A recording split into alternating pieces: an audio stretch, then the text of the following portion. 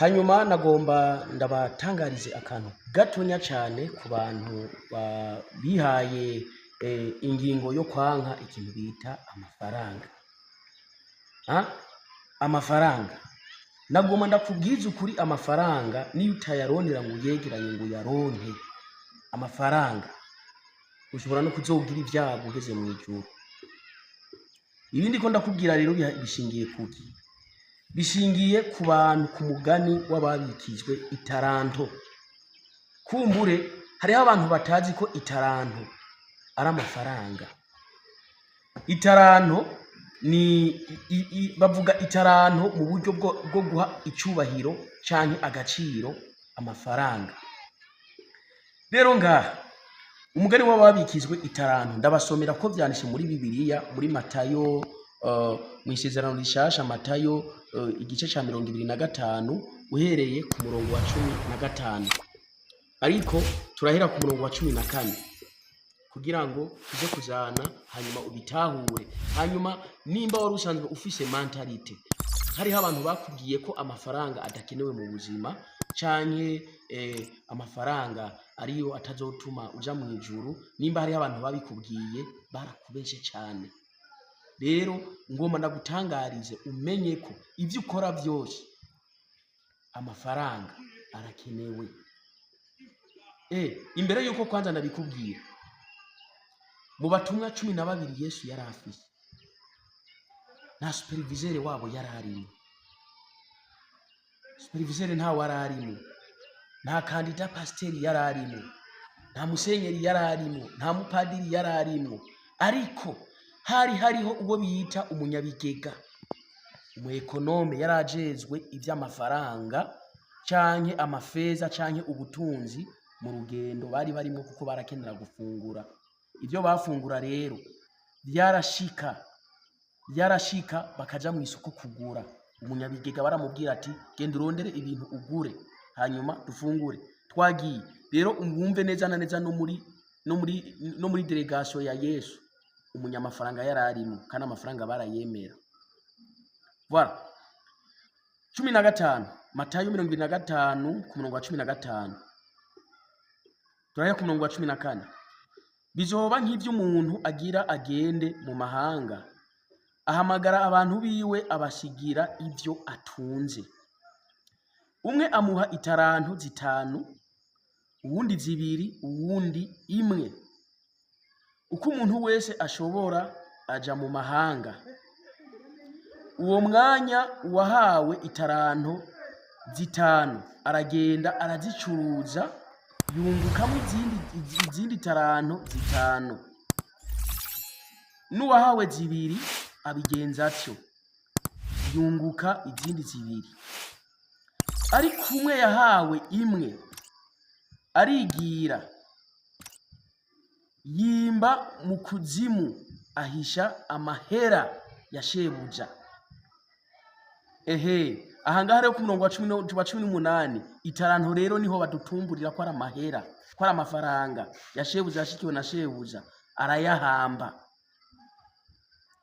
Hashize igihe kirekire shebuja wabo bantu aragaruka, asuzuma ivyo yabasigaranye. Uwari yahawe itaranto 5 araheza azana itaranto izindi 5 ziba 10, ati mugenzi, wari wansigaranye itaranto 5, nunguzemwo izindi 5. Shebuja aramubwira ati wagize neza muntu wanje mwiza wo kwizigirwa, wizigiwe kuri bike nzoguha kugaba vyinshi, injira mu munezero wa shobuja.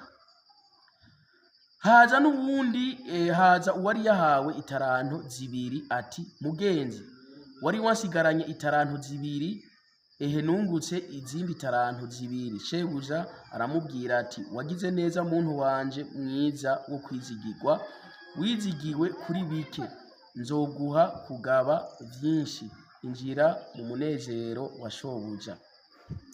Kandi haza uwahawe itaranto 1 ati mugenzi, nari nkuzi kuri umuntu w'ingare, wimbura ivyo utarimye, ukumakuma ivyo utasanzaje. Ndatinya ndagenda mpisha itaranto yawe mu kuzimu, ehe ngibi ivyawe.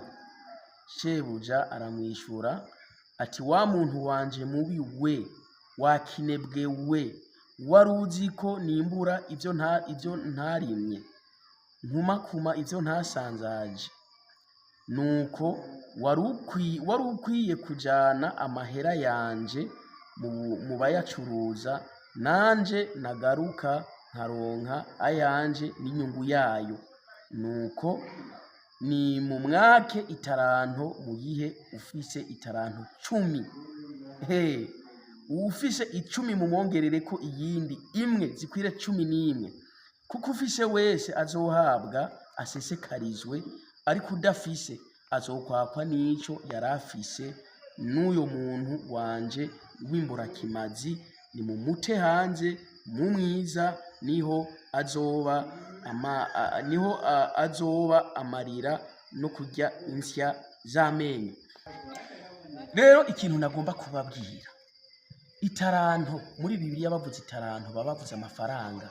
Ugiye gusoma neza ku murongo wa 18 na 19 barabikwereka.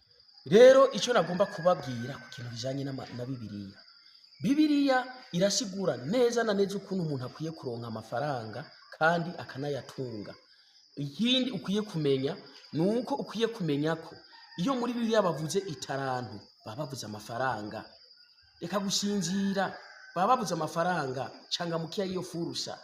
Bibiliya irigisha neza ukuntu umuntu akwiye gutunga amafaranga kandi bikanatuma uja no mwijuru. Ntuzoreka kuja mwijuru ngo nuko utunze amafaranga menshi. Oya, tunga amafaranga menshi kuko ni nayo azonagufasha no kuronka bya bicibo.